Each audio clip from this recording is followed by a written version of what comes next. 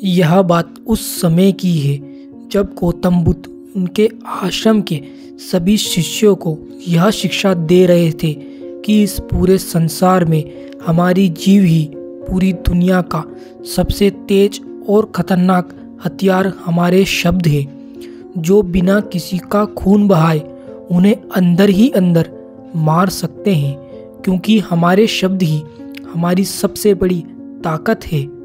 लेकिन यही शब्द हमारी सबसे बड़ी कमजोरी भी हो सकती है, क्योंकि हमें नहीं पता होता है कब, कैसे और कहाँ किन शब्दों का प्रयोग करना है।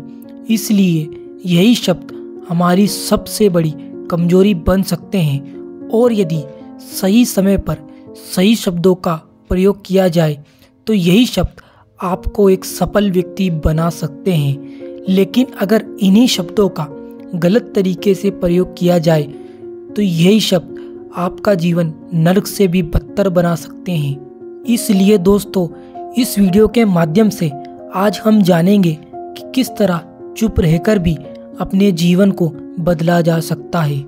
दोस्तों, इस वीडियो को एंड तक जरूर देखकर जाना।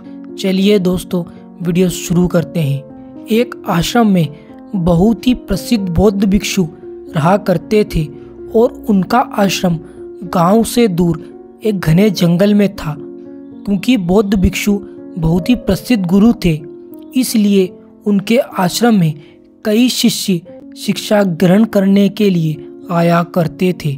फिर जब एक दिन प्रसिद्ध बौद्ध भिक्षु अपने आश्रम के सभी शिष्यों को शिक्षा ग्रहण करा रहे थे, तभी अचानक उनके आश्रम में एक राजमहल का राजकुमार आया और फिर वे बौद्ध भिक्षु से कहने लगा कि हे प्रिय भिक्षु, मैं हमेशा थका हुआ और निराश रहता हूँ। मेरा मन हमेशा अशांत रहता है और मेरे मन में हर समय विचित्र प्रकार के प्रश्न आया करते हैं। मेरा मन कहीं एक जगह स्थिर नहीं रहता है, जबकि बौद्ध भिक्षु मेरे पास धन दौलत और तमाम वो सुख सुविधाएं जो एक सफल व्यक्ति के पास होनी चाहिए, लेकिन फिर भी मुझे इतनी चिंता क्यों रहती है और मेरा मन अशांत क्यों रहता है। फिर उस राजकुमार के इतना कहने के बाद ही पहले तो उन बौद्ध भिक्षु ने राजकुमार की पूरी बात को ध्यानपूर्वक सुना, और फिर कुछ देर सोचने के बाद बौद्ध भिक्षु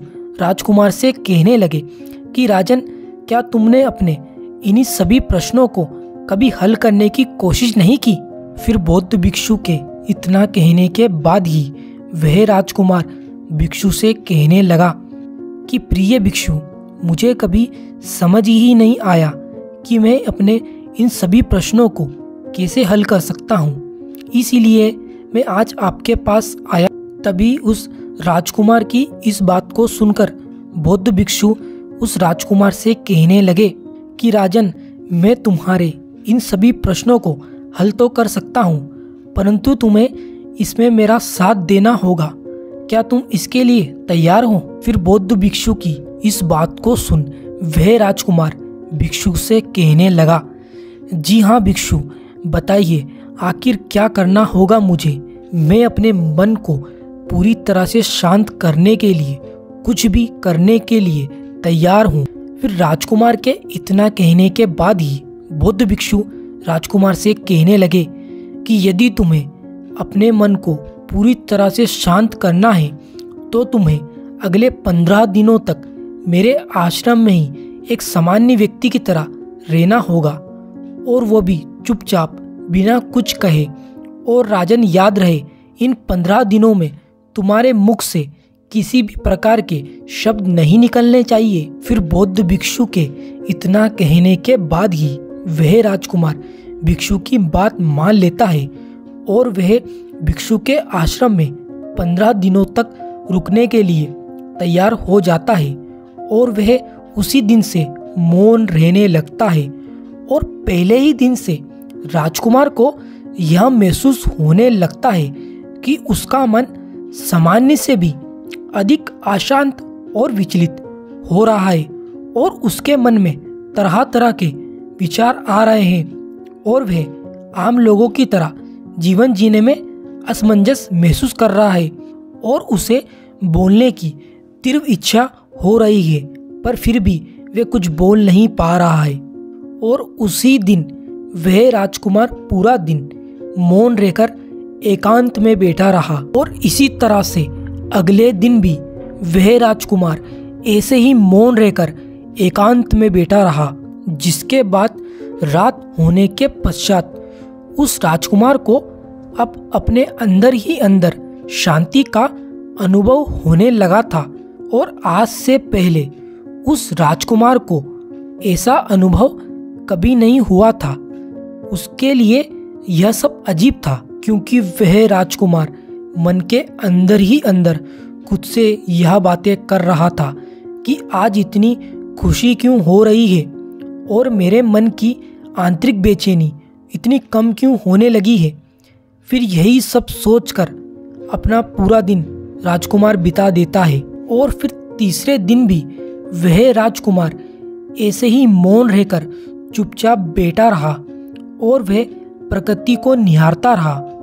और आसपास की हरियाली, पेड़ पौधों और आकाश में उड़ रहे पंछियों को देखकर उस राजकुमार के मन को इतनी शांति मिल रही थी, क्योंकि आज से पहले ऐसा दृश्य उसने कभी प्राप्त ही नहीं किया था। इसलिए वह राजकुमार उस दिन प्रकृति की सुंदरता को निहारता रहा और उसकी ताजगी को महसूस करता रहा। जिसके बाद राजकुमार को इसी तरह पूरे 10 दिन बीत गए थे।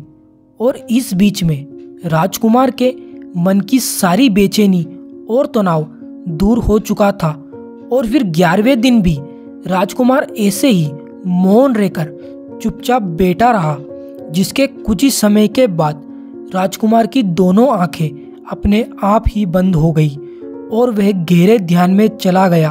और उस दिन राजकुमार ऐसे ही अपनी दोनों आंखों को बंद करके ध्यान में मग्न रहा। और उस दिन राजकुमार को ऐसी असीम शांति का महसूस हो रहा था, जिसका अनुभव राजकुमार को आज से पहले कभी नहीं हुआ था। इसलिए वह राजकुमार अपने मन को और शांत करने के लिए अगले 4 दिनों तक भी ऐसे ही मौन रहकर अपने ध्यान में मगन रहा। और जब 14 दिन पूरे बीत गए तो वह 15वें दिन बौद्ध भिक्षु के पास गया और फिर प्रणाम कर कर भिक्षु से कहने लगा कि प्रिय भिक्षु, मुझे अपने सभी प्रश्नों का उत्तर मिल गया है कि मेरा मन अशांत क्यों रहता था और अक्सर मैं गहरी सोच में क्यों डूबा रहता था।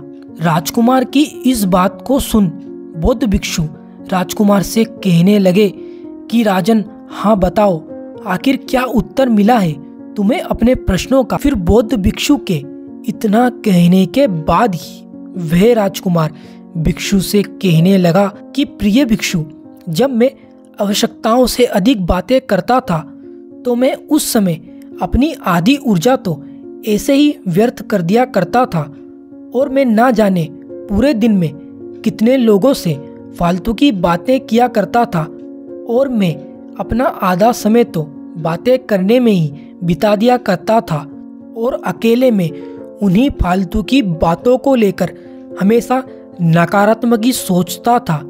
इसलिए बौद्ध भिक्षु ज़्यादा बोलने और नकारात्मक सोचने की वजह से ही मेरा मन अशांत और बेचैन हो गया था। इसी कारण मैं किसी भी कार्य को सही से नहीं कर पा रहा था और मैं लगातार बार बार असफल होता जा रहा था और इन्हीं मिलने वाली असफलताओं से ही मेरा मन चिड़चिड़ा और उदास हो गया था।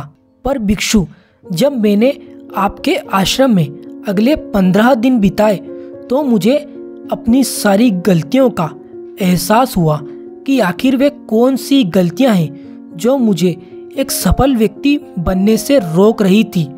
परंतु मुझे अब समझ आ गया है कि यदि जीवन में सफल व्यक्ति बनना है तो हमें ज़्यादातर समय मौन ही रहना होगा और अपने मन को शांत रखना होगा, तभी हमें सफलता मिल सकती है। फिर उस राजकुमार की पूरी बात को ध्यान पूर्वक सुनने के बाद बौद्ध भिक्षु उस राजकुमार से कहने लगे कि राजन, तुम ही मात्र एक ऐसे लौते व्यक्ति नहीं हो जो इस समस्या से जूझ रहे हो, क्योंकि ना जाने ऐसे कितने मनुष्य हैं जो इस समस्या से परेशान हैं, क्योंकि वे अत्यधिक से ज़्यादा बोलते हैं और वे कभी मौन ही नहीं रहते, और वे लोग ज़्यादातर अपना समय दूसरों की बुराइयां करने और उन्हें नीचा दिखाने में ही व्यर्थ कर देते हैं। इसी कारण उन लोगों को जीवन में असफलता मिलती है, क्योंकि मौन रहकर ही अपने जीवन को बदला जा सकता है। दोस्तों, ये कहानी आपको कैसी लगी कमेंट करके ज़रूर बताएं और कमेंट में नमो बुद्धाय ज़रूर लिखें। इसी तरह की वीडियो पाने के लिए इस चैनल को सब्सक्राइब जरूर कीजिएगा।